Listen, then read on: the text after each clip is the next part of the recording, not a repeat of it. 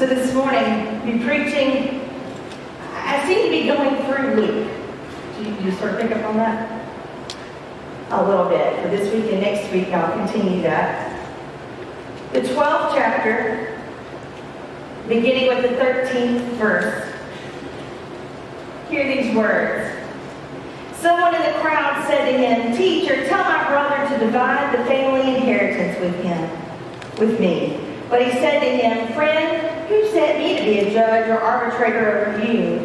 And he said to them, "Take care, be on your guard against all kinds of greed, for one's life does not consist in the abundance of possessions." Then he told him a parable. The land of a rich man produced abundantly. And he thought to himself, "What should I do, for I have no place to store my crops?" Then he said, "I will do this. I will pull down my barns and build larger ones, and there I will store all my grain and my goods. And I will say to my soul, 'Soul, you have ample goods laid up for many, many years. Relax, eat, drink, and be merry.' But God said to him, 'You fool, this very night your life will be demanded of you. And the things you have prepared, whose will they be?' So it is with those who store up treasures for themselves, but are not rich toward God." Let us pray. Oh God, may the words of my mouth, the meditations of all of our hearts, be pleasing and acceptable to you, O God, our rock, our strength, and our Redeemer. Amen. So let me tell you a story this morning. An extremely wealthy man was on his deathbed, and he called his wife to him and gave her his final instructions. "What I want you to do is this," he said. "I want you to go get 2 of the biggest and strongest bags you can find. Then I want you to take those bags down to the bank, open my account, and fill those bags with as much cash as they will hold. Then haul the bags up to the attic and hang them from the rafters. And as soon as I die, I'll grab them on the way up." The man's wife did as she was told, and the man died not long after that. Well, several months after his death, the woman was up in the attic cleaning out some junk, when lo and behold, she bumped her head on one of those money bags. They were both still there, hanging from the rafters as her husband had instructed. And when she saw it, the woman banged her fist in frustration and said, "I knew I should have put those bags in the basement." Oh, that's funny. Friends, no matter how many bumper stickers there are that proclaim that the one who dies with the most stuff wins, or the most toys wins, the fact remains that you can't take your money or your stuff with you when you die. You never see a hearse pulling a U-Haul. There are no storage units in heaven. There are no banks in heaven. There are no barns in heaven. Jesus talked a lot about money, didn't he? For instance, let me give you some facts here. 16 out of 36 parables deal with how to handle our money and our possessions. 16 out of 36. And in the Gospels are what, confirmands? Matthew. I heard it was so vague, but Matthew, Mark, Luke, and John. In the Gospels alone, an amazing 1 out of every 10 verses deal directly with money. 1 out of every 10 verses in the Gospels deals with money. And in the total Bible, there are 500 verses that deal with prayer. 500 verses in the whole Bible that deal with prayer. But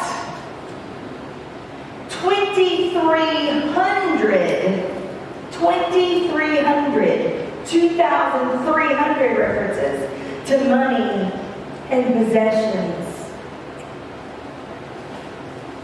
Why would Jesus spend so much time and have so much concern about how we use what has been entrusted to us?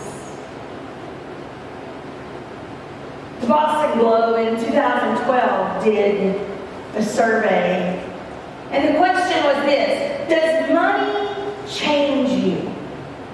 Does money change you? Now, the people that were surveyed said, no, money doesn't change me. Au contraire, my friend. It does.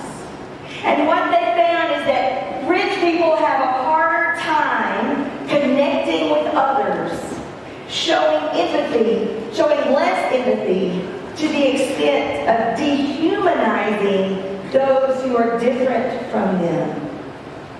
They're less charitable, less generous, they're less likely to help someone in trouble, and they are more likely to defend an unfair status quo. If you think you behave differently in their place, you're probably wrong. These aren't just inherited traits, they're developed traits. Money, in other words, changes who we are. Money changes us. That study went on to summarize the research, which found out that even the mere suggestion of getting more money, it's called priming, makes people less friendly, less sensitive to others, more likely to support statements like, some groups of people are just inferior to others. And the article even said, if you win the lottery and you want to avoid becoming an insensitive loot, there's a simple solution. Anybody know what it is? Give most of it away. Now you gotta know, money itself is not evil, right? It's a love of money. And if it weren't for many generous folks who have been successful in the business world, but who give much of their wealth away, we'd be in terrible straits, wouldn't we? Paul put it this way: godliness with contentment is great gain.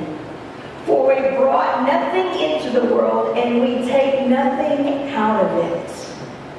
People who want to get rich fall into temptation and a trap, and into many foolish and harmful desires that plunge people into ruin and destruction. For the love of money is the root of all kinds of evil. The gospel lesson for this morning, Jesus says, watch out! Guard yourselves against all kinds of greed. After all, one's life is determined, it's not determined by your possessions. Even when someone's very wealthy, your life is not determined by your possessions. Then Jesus told this parable about a guy who had missed the purpose of life. Isn't that sad? He had missed the purpose of his life. What will I do? The man asked himself. There can be no doubt that this man had prepared for the harvest. But this harvest had exceeded all of his expectations, and he had really hit the pay dirt. He was hauling it in, and he finds no place to store all his stuff. You see, the problem is not so much the size of the harvest. That's not the issue. That's not the issue at all. But the fact that the guy insists on storing it all for himself. That's the issue. The thought of giving to persons in need helping someone out never crossed his mind. Instead, his immediate solution was to tear down his barns and build bigger barns. And get this, in this parable, the man uses the pronoun I. All right, you English and language arts teachers. He uses the pronoun I 6 times. He uses the word my 5 times. He even uses a you, Y-O-U, to refer to himself. His entire life was turned inward on himself. And his inner conversations were with himself as well. Everything was about him, not God, not with God. The church leader from the 4th century says this: "There is your brother naked and crying, and you stand confused over the choice of an attractive floor covering." Another early leader in the church wrote, "The bread you do not use is the bread of the hungry. The garment hanging in your wardrobe is the garment of the person who is naked. The shoes you do not wear are the shoes of the one who is barefoot. The money you keep locked away is the money of the poor." We sure do miss the point, don't we? When we fail to understand that our lives and our possessions are on loan from God. Everything we have is on loan from God. They do not belong to us, and they are to be used for God's purposes. If we waste them, if we don't share them, isn't that a slap in the face to the one who shared his creation with us? The one who gave his very life on a cross for the salvation of our very souls. And not just for our souls, but the souls of all people. Our neighbors who don't know Christ. The person who's getting more and more ruined by addiction. The murderers, the criminals, those who hate.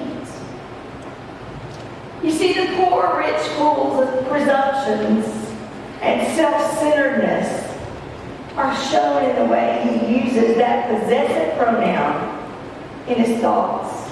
My crops, my barns, my grains, my goods, and finally, my soul. Did you hear that? My soul. Now we know that's not the way it is, right? Even the man's soul, his very essence, belongs to God. It is on loan from God. Your very soul is on loan from God. Do we think of our souls, our essences, our lives in that way?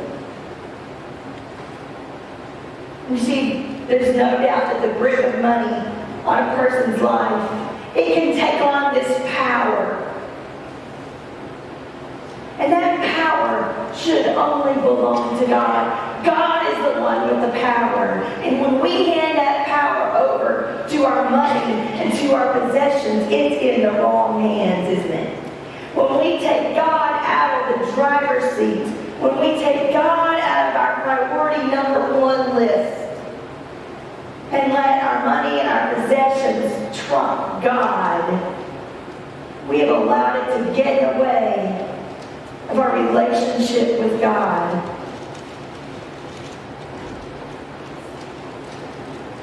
That's idolatry. That is idolatry. And idolatry is a sin.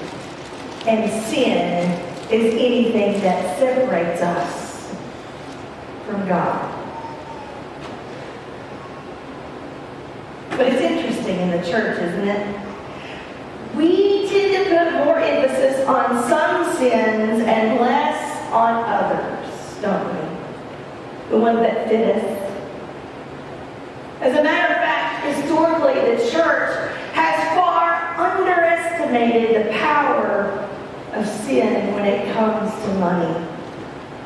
It's been noted that in churches that offer a confessional booth, people confess all sorts of sins, but hardly ever coveting or greed.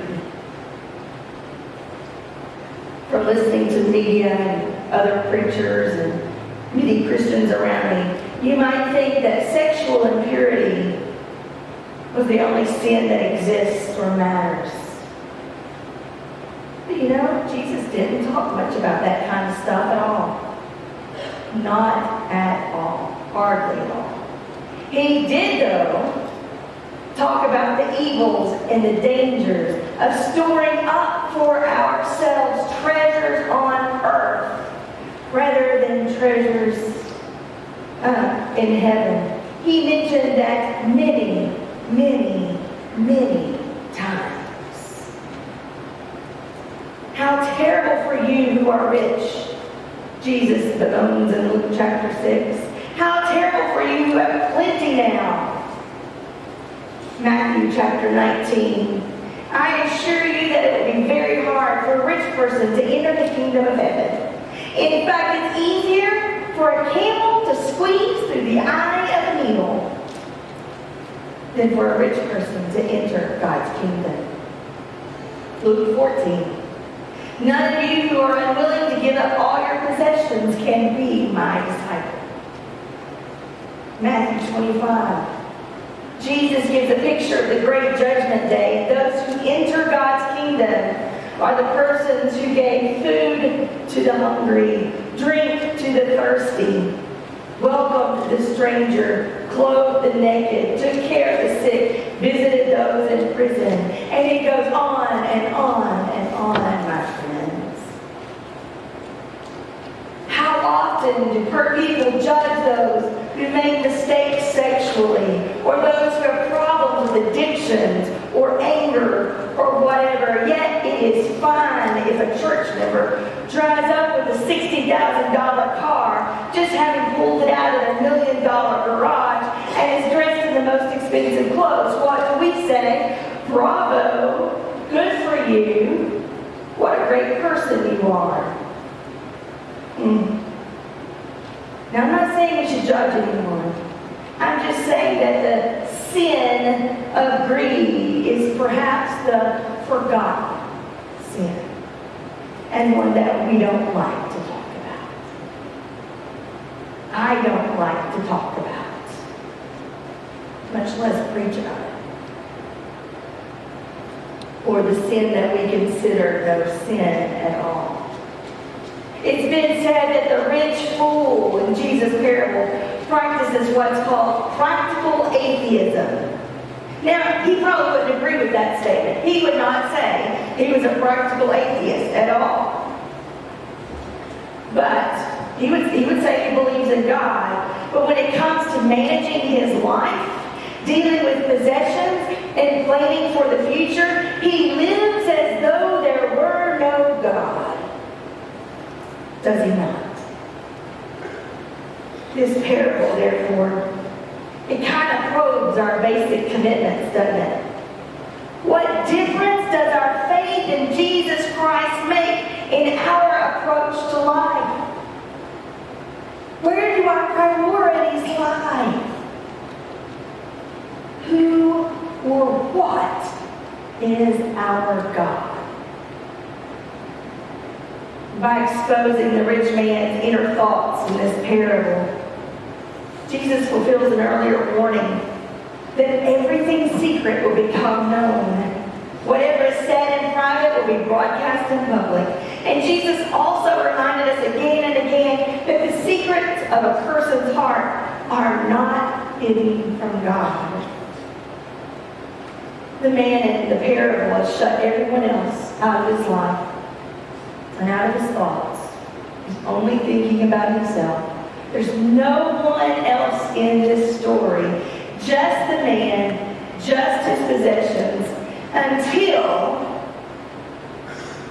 God speaks to him and declares what his future will actually hold.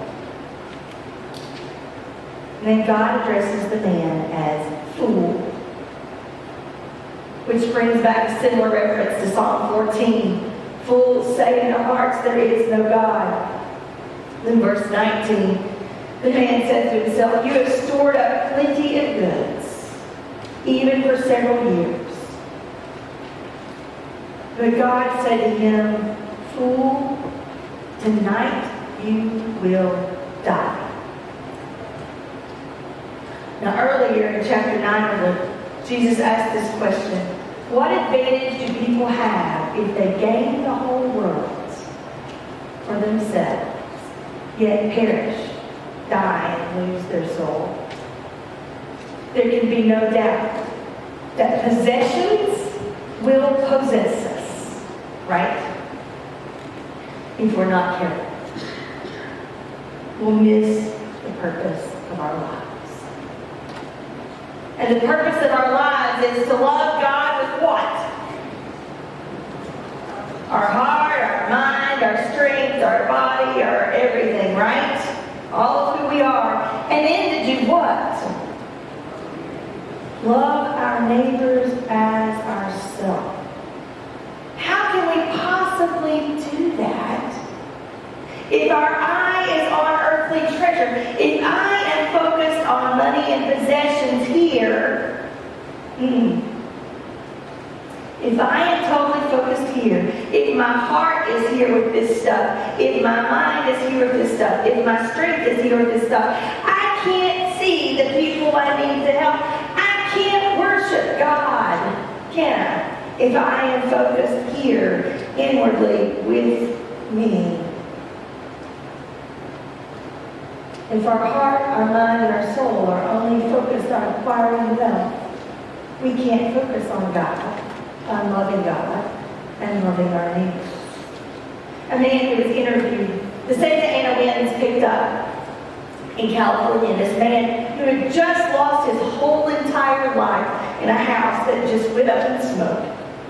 Everything but the shirt on his back. He was interviewed by a reporter, and his statement was this. He wanted the guy to tell about all the things he lost and everything else. But the guy made one sentence comment.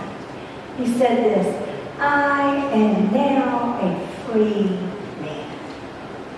I am now a free man. Friends, are you a free person? Are you free from the love of money? Are we guarding ourselves against all kinds of greed? And if so, how? The best way to keep oneself free from captivity to money is to be real. To be real and admit that our lives do not belong to us. Our possessions are not ours. Everything we have belongs to God, including our wallets and our purses are not for us to use alone. They belong to God. They are a trust. How foolish it is to use the money we're given for ourselves only. It's meant to be shared. What percentage of God's money do you give to God's church? When you get your paycheck, do you give God first? And then whatever's left over, after giving God 10% or 15% of your income, do you then budget your household and life accordingly? How we use our money says a lot about our relationship with God. In the parable, Jesus calls the rich man a fool and tells him, tonight you will die. And then he says, this is the way it will be for those who hoard things for themselves and aren't rich toward God. Friends, this past week, we clothed and provided school supplies to nearly 300 children at our back-to-school carnival. Someone saw a need many years ago, and we have been responding for years. And when the call went out to provide new clothes for those children as well, checks were written that covered the entire expense. This is what it means to be rich toward God. When those checks were written, a barn was pulled down, so to speak, so that the kingdom of God could advance on this earth.